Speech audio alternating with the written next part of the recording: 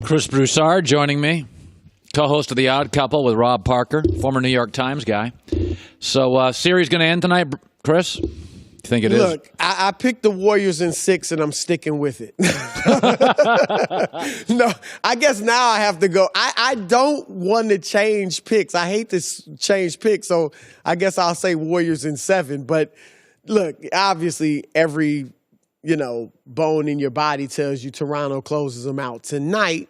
But I covered that series when they were down 3-1 to Oklahoma City, and I thought it was over. And, of course, they came back and won. Same thing. I had the same exact feeling when LeBron was down 3-1 in 2016. That, of course, once Draymond was suspended for Game 5, I remember feeling like this changes everything. Even though it's just one game, he's not the best player on the team. I felt like that little thing gave them enough hope to think they could win it. Yeah. And it did, obviously. Does Kevin Durant give them that hope? I was going to say, that's the thing. I don't think he's going to play. Now, that's not based on talking to anybody or anything.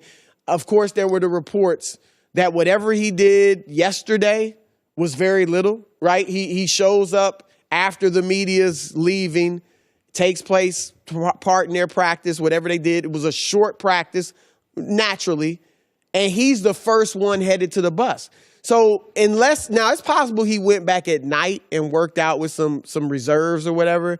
I haven't heard that, but I just don't see how a mini practice or whatever he did, it doesn't seem like, at least from what's reported, that he did enough to know if he can play or not. So I'd be surprised if he does play. I was telling Joy this a couple minutes ago, it does feel like culturally, if Toronto wins and Kawhi took 22 load management games off and we have a finals litany of players are all injured, it does kind of say to me that stars look around this and say, okay, LeBron went to all these finals, his body finally gave out. Kevin Durant played 78 games this year. Clay played 78, 79 games. And they're all hurt. And Kawhi took games off, and he's great because I've seen Harden look like he's exhausted. Chris Paul get hurt. Steph Curry looks exhausted. Is there, and I think if I was a player, let me defend the players on this. If I was a star player in this league, I'd wake up this morning saying, "Hey, next year I'm just taking 16 games off." It's a copycat league. Of course. Seen it. I mean, San Antonio started this by playing guys 30, 31 minutes. They're stars. Sitting them every blue moon, maybe 5 games a season or whatever.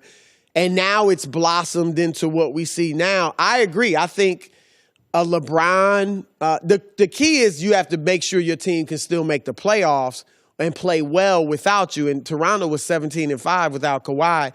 But I agree. I mean, Steph has looked a bit worn down in most of their playoff series. Even though he's put up good numbers and played well, he does look a bit worn out. And look, this is not recent.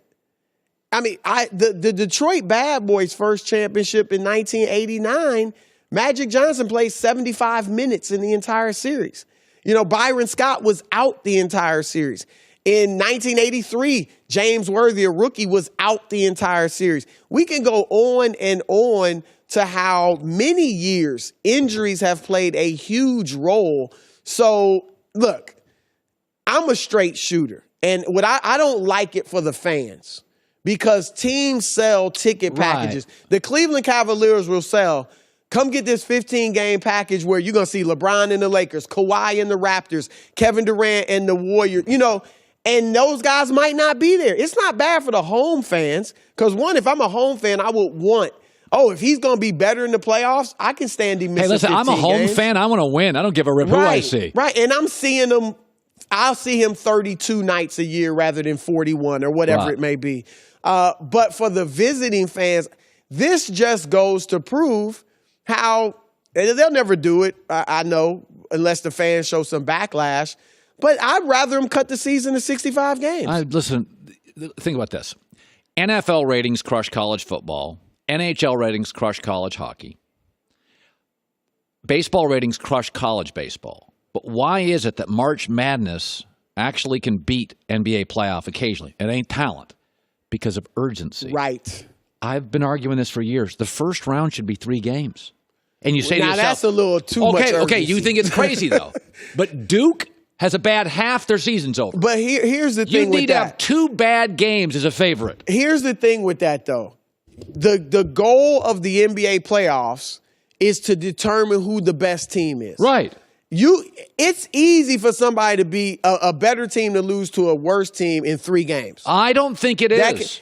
Look at the history of the NBA. They used to have 3-game first rounds. The year after Magic and Kareem won their first championship together, they went out in the first round because it was 3 games. I would argue the object of the NBA is not to find the best team. It's to get the best TV ratings and the most money. These leagues are a television product. It's a combination. I mean, obviously, money and the ratings and everything Doesn't is a huge part. urgency create ratings? Look, it would be exciting. That's but what I care about. Look, you're telling me you didn't love the first 40 days of the playoffs where there was a game every night? I loved it. You're telling me the goal of the NBA... This is bittersweet because now I got to wait several nights for a game. But Toronto's not the best team in the league, and they're going to win it. So is the best team winning? Are you sure they're not the best? They're not. Okay, that's where the injuries...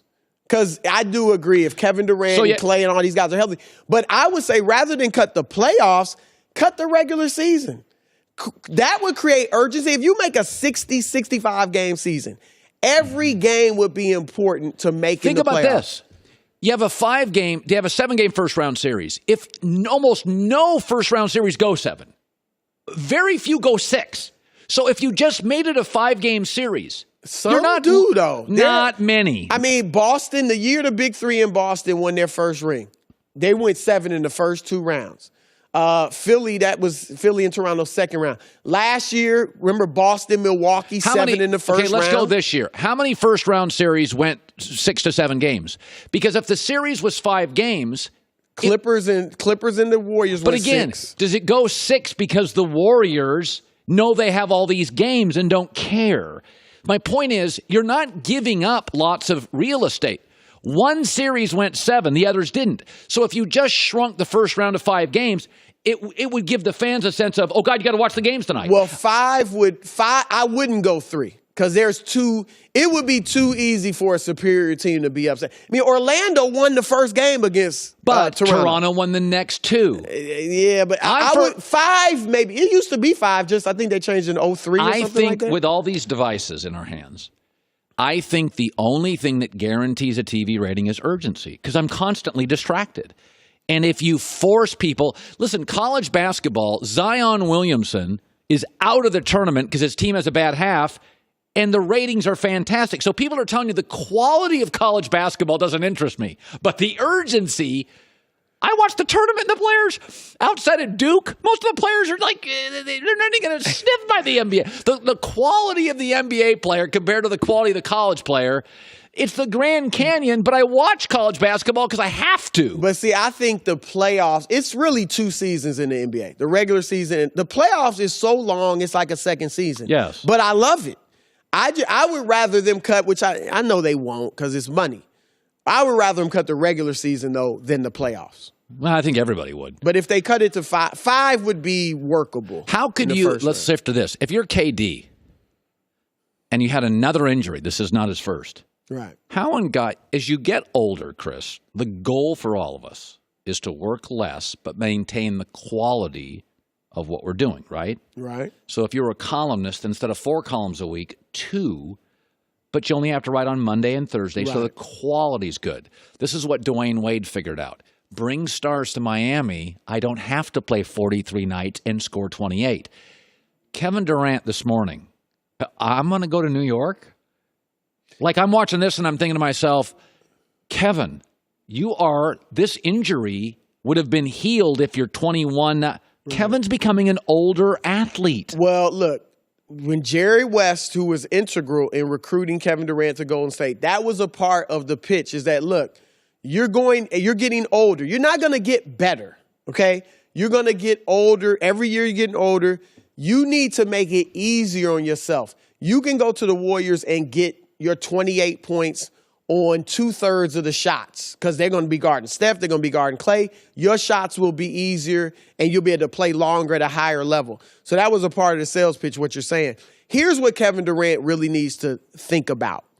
why was I or am I considering leaving? If it is only because of the narrative, because I heard Clyde Frazier talk about the asterisks. I've heard people say players think my championships are cheap. And then, I've heard people say you went to this great team, that the Warriors don't need you. If that is the only reason he's leaving change that, right. Legacy is, you can ignore that if you want, and God bless you if you do. But I understand if a person at his level, he's one of the greatest to ever play the game, if he really wants to dispel that narrative. So if that was the only reason you're leaving, here's the deal.